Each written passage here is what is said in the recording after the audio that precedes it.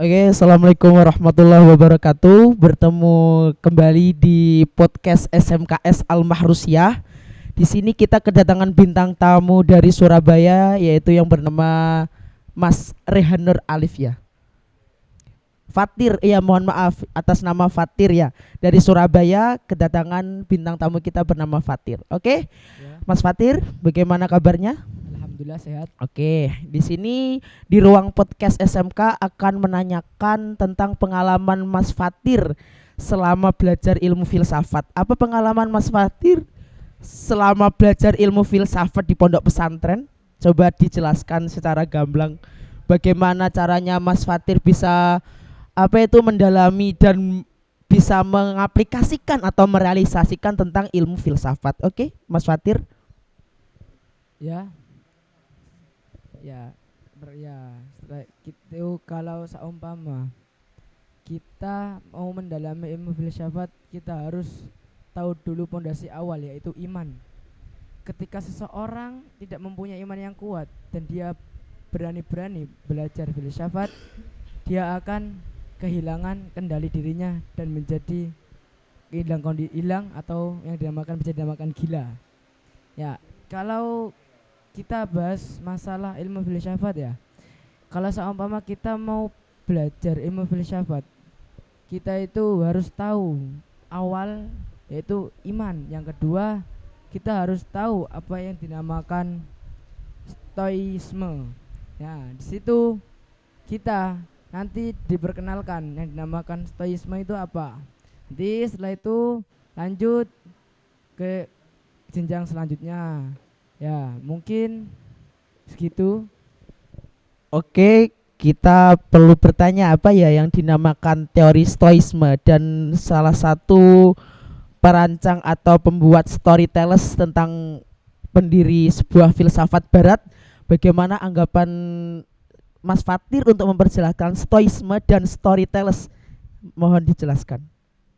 Ya, kalau kalau saya membacakan ke arah sana nanti kejauhan ya. Kita kita lebih baik membahas yang dimana apa sih yang harus diperhatikan ketika kita belajar filsafat. Ya, yang harus diperhatikan pertama yaitu adalah filsafat yang harus diperhatikan itu seseorang tersebut harus mempunyai pegangan yang kuat. Ya, setelah dia mempunyai pegangan yang kuat dan erat, dia nanti bisa mengetahui yang mana yang benar dan mana yang salah. Karena apa? Nanti di sana itu banyak kata-kata yang tidak tidak bagaimana ya kalau dikatakan tidak semestinya lah. Kalau sama seorang tersebut tidak tahu, wah itu bahaya, bisa kemurtad nanti. Makanya dari awal saya jelaskan harus mempunyai pondasi iman terlebih dahulu. Apakah belajar ilmu filsafat itu harus memiliki relasi yang baik? Ya harus. Ya. Kenapa? Apakah belajar ilmu filsafat harus diimbangi dengan ilmu-ilmu yang lain? Ya, karena apa? Ya harus diimbangi biar ketika kita memahami ilmu filsafat itu tidak melencong atau tidak menggok lah. Ya, karena apa? Karena kalau kita tidak mendalami ilmu agama terlebih dahulu, kalau kita mendalami ilmu filsafat terlebih dahulu, ya yang akan terjadi kita akan menjadi orang yang menyesatkan orang. Terus pengertian filsafat menurut bahasa Yunani itu apa, Mas? Mohon dijelaskan secara rinci. Ya, kalau filsafat menurut bahasa Yunani itu teori pemikiran yang pemikirannya itu harus terbuka. Nah, filsafat sendiri juga dia kalau diterapkan di diri kita itu bisa merubah perilaku dan sikap kita. Makanya dinamakan teori pembuka ataupun berpikir. Oh iya ya, siap. Oke, cukup segitu ya. Terima kasih Mas Fatir atas penjelasan tentang materi teori tentang filsafat. Cukup sekian dari kami podcast SMK Al Mahrusyah. Bila ada tutur kata yang kurang berkenan, mohon dimaafkan. Wallahul muwaffiq ila aqwamit thoriq. Wa a'fu minkum. Wassalamualaikum warahmatullahi wabarakatuh. Waalaikumsalam warahmatullahi wabarakatuh.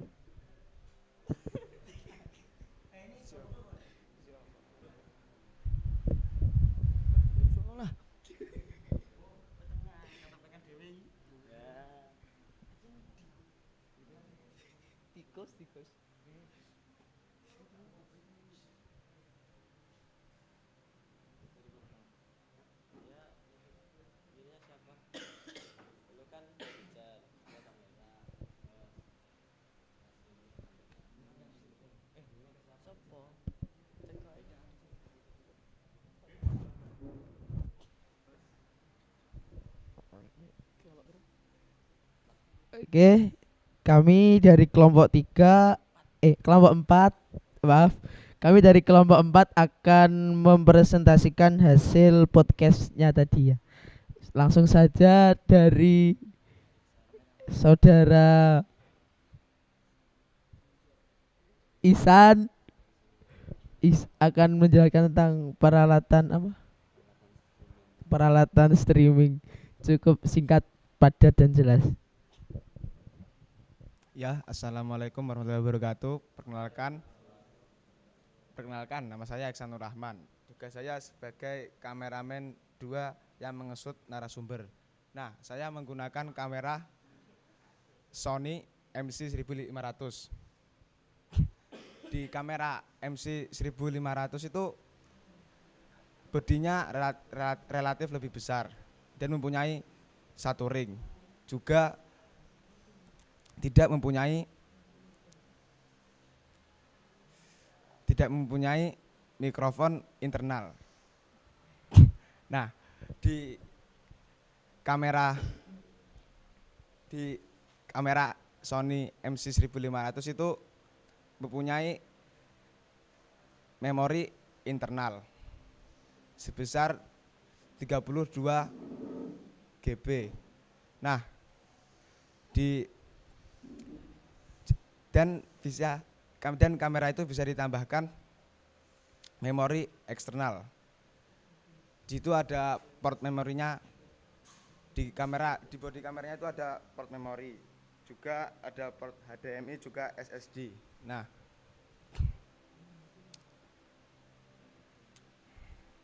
cukup sekian, mungkin akan dilanjutkan oleh teman saya.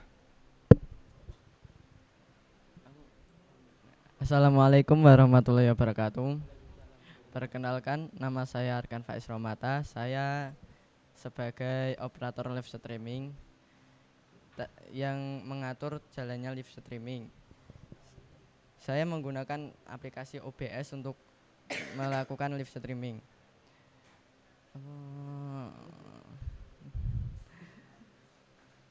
Fungsi dari operator live streaming yaitu mengatur keluarnya titel atau looping yang sudah diedit oleh editor.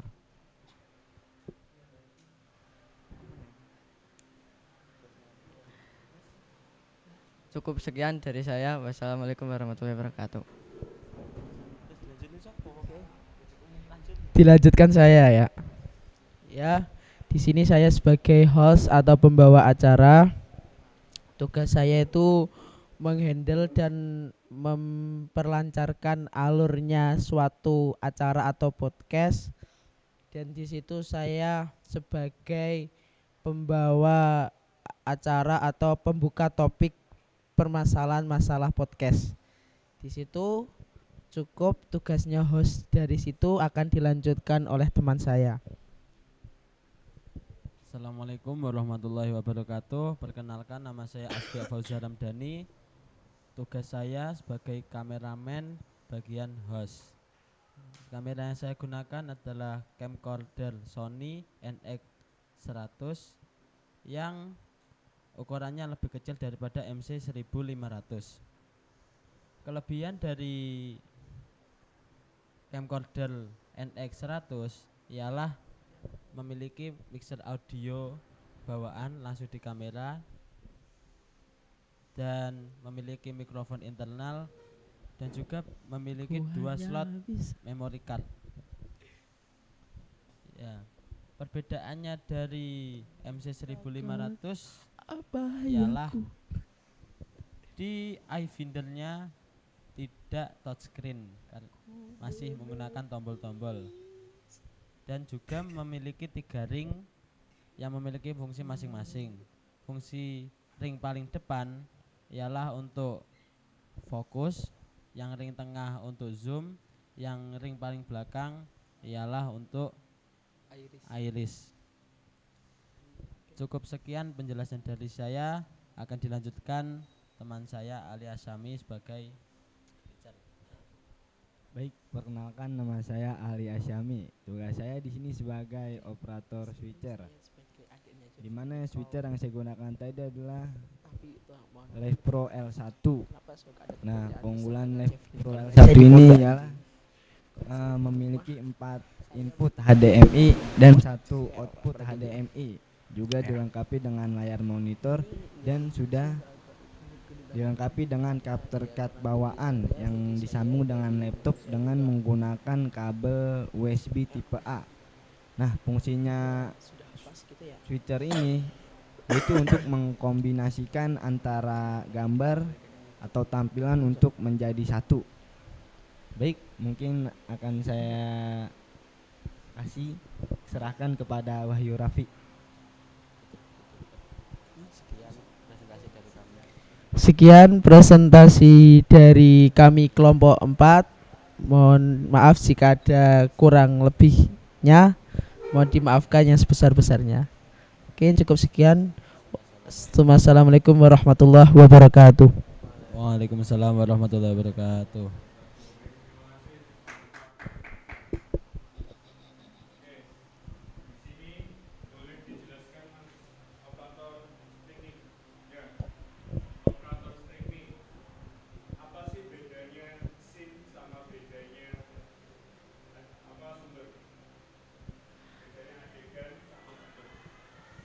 Kalau sumber itu yang untuk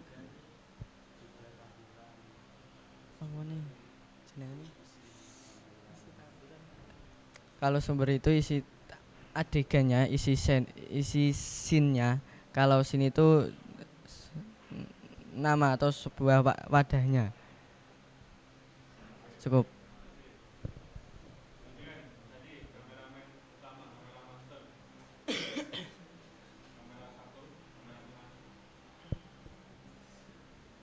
Tidak ada, Pak.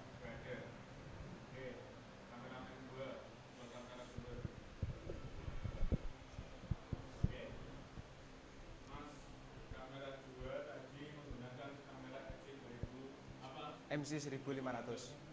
Oke. Kelebihannya itu apa? Yang membedakan dengan yang NX100?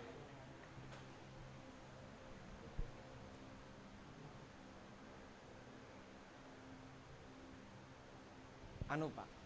Apa layarnya itu bisa di touchscreen, Pak.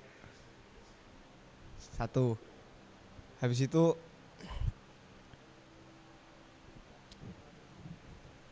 mempunyai memori, Pak. 2, mempunyai memori bawaan, Pak.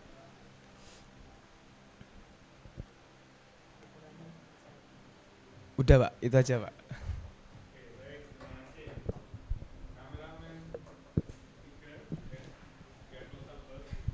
Baik, saya, Pak. Apa, Pak? Kelebihan untuk kamera NX100 di ukurannya lebih kecil, jadi mudah untuk dibawa. Yang kedua, kalau menurut saya lebih mudah untuk menyetingnya, Pak, daripada MC1500.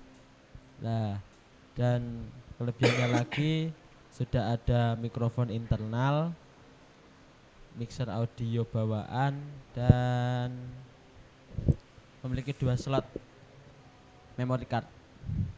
Cukup, Pak.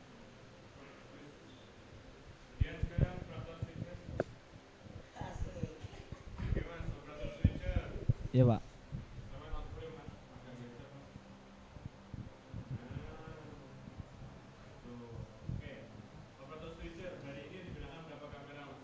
Tiga kamera, Pak.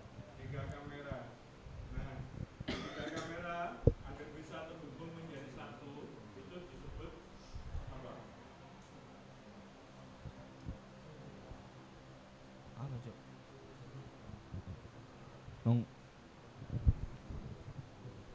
Multicam, Pak.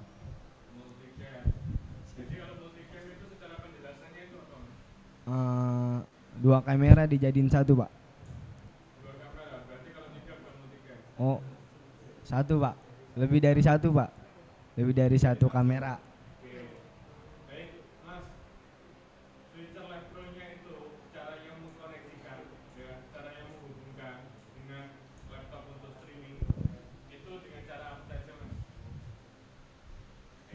Menggunakan kabel, Pak.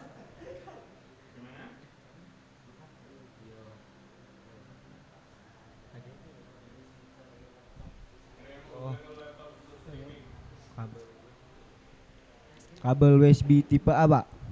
Kabel USB tipe A.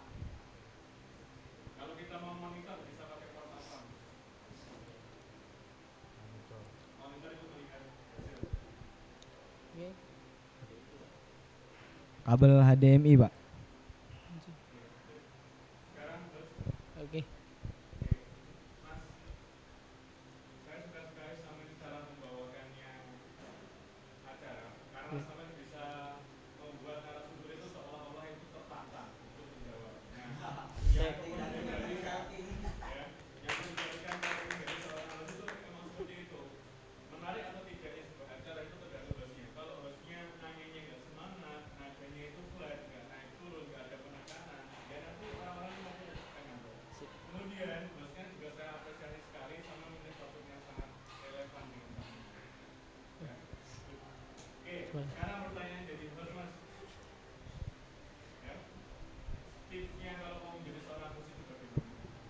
Tipsnya kalau menjadi seorang host yang profesional yaitu belajar untuk public speaking yang baik, dikarenakan bicara itu ada seninya.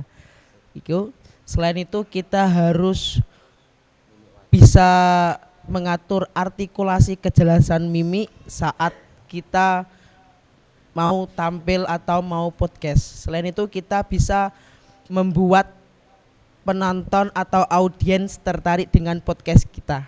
Cukup sekian dari itu saja.